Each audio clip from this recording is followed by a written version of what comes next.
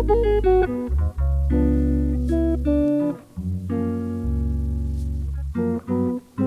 yeah, you can find them all throughout the boat on any of the 3 decks, and they're mostly located in the large white bins labeled either child or adult. To put them on, it's very simple. You pull them apart at the bottom, put your head through the hole, wrap the strap behind your back, and then clip it into the ring in the front. And I'll show you how to do that now.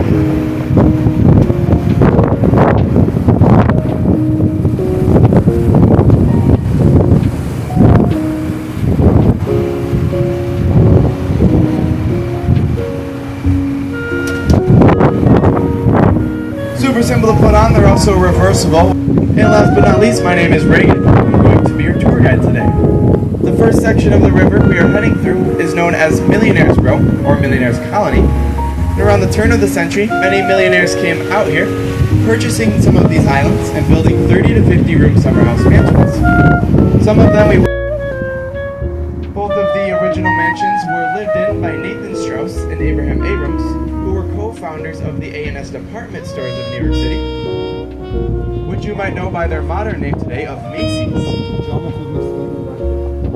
Just recently sold the Curry Mansion down in Key West, Florida for around $4 million.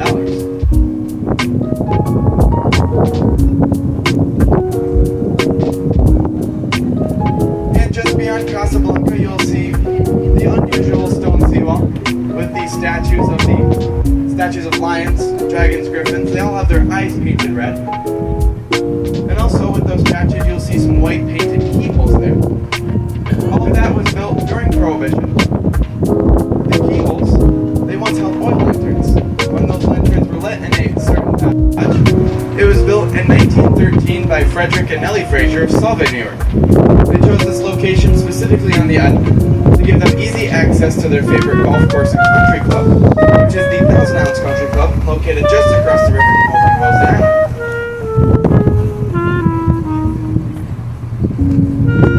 So I mentioned that a lot of these homes that were built around the turn of the century were destroyed by fire, and some of them actually were intentionally destroyed. That's because back during the Great Depression, his father and his daughter took lives. Johnson was tried, convicted, and sentenced to life in prison for the crime of treason. After serving a few short years of that sentence, however, he was granted a special pardon and release. That came with the condition that he become the caretaker of the newly constructed Rock Island Lighthouse, which is just a few miles upriver in Fisher's Land. Johnston remained there for the rest of his life, where he passed away at the age of 82.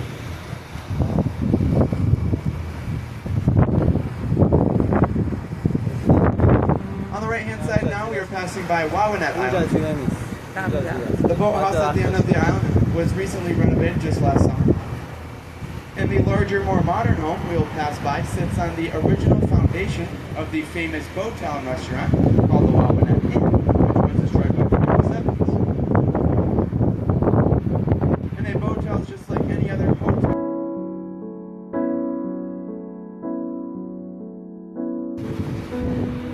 You actually can see them every day because unfortunately they're not real bears, they're only statues. There's a few along the shoreline there.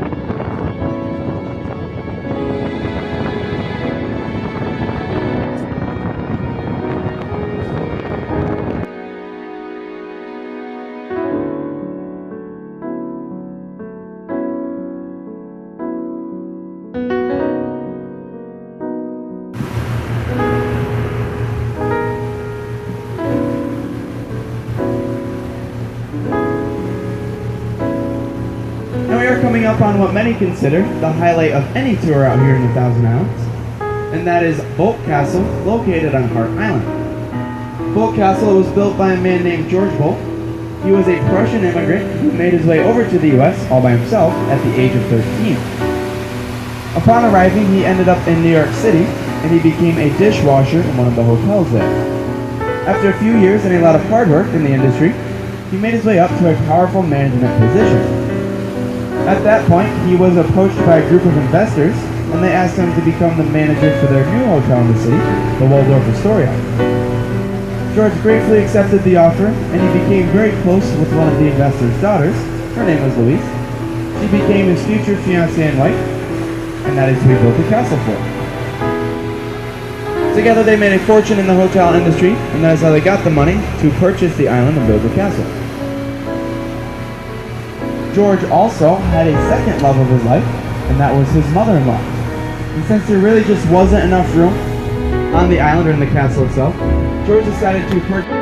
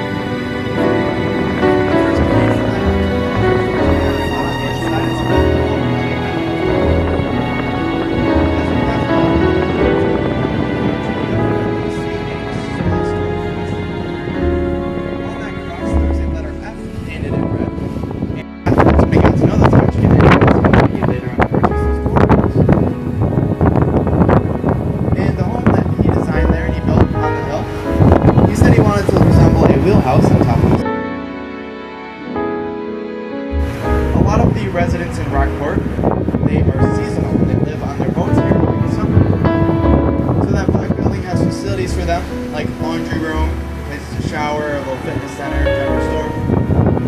And because of all those residents,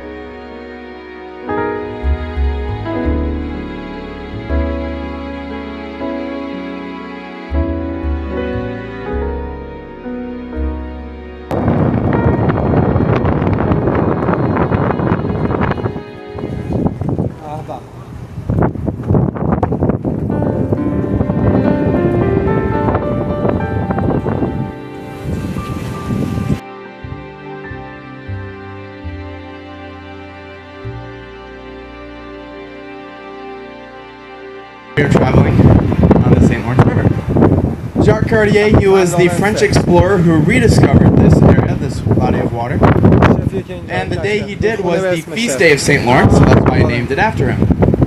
In St. Lawrence, he was one of the deacons of the Roman Catholic Church around 250 AD, and he's also the patron saint of cooks and the poor. During his time as a deacon, he was in charge of the church's material goods. There's a lot of conflict between the church and the Roman authorities at the time, and the Roman authorities were threatening the deacon's lives and came up to St. Lawrence one day and asked for the wealth of the church, threatening his life. So St. Lawrence, he said, give me a few days. I need to collect all of the wealth from the church. So during those few days, he actually took all of the material wealth of the church, the silver and the gold, and he handed it out to all of the poor and the lame people in the area. And then a few days later, when he went to present it all to the Roman authorities, he brought all the poor people there and he said, this is our wealth. So it was a very courageous and heroic act, but the Roman authorities, they didn't think of it that way. So they prepared some hot coals with a gridiron on top of it, and they placed St. Lawrence. And the legend says that his last words while burning on the cooking grate were, flip me over, I'm done on this side.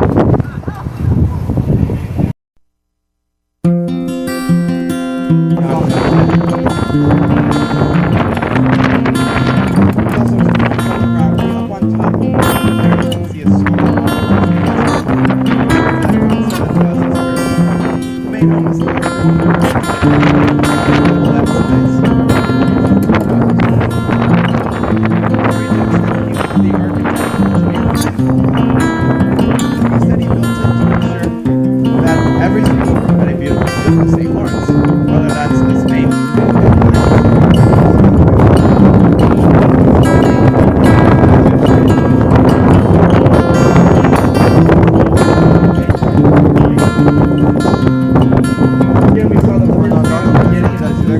or vice versa, depending on which way you're traveling. That make up the make up a total distance of around 7 miles. So much more. U.S. President Franklin D. Roosevelt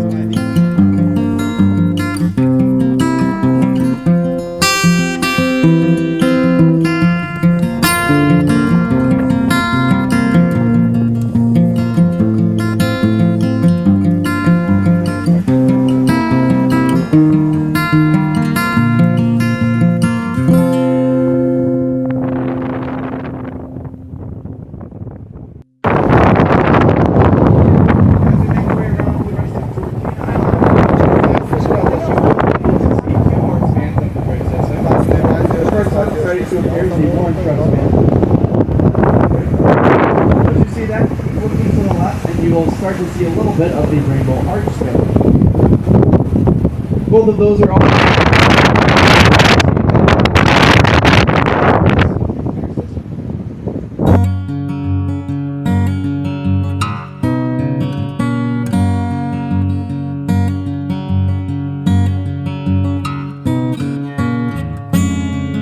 they use what is called a hydro cable, and simply explained, that is a big underwater extension cord that runs along the bottom of the river, bringing power over from the mainland to the islands. This is a super great and efficient source of power. However, it is very expensive, costing about $150 to $200 a foot to install.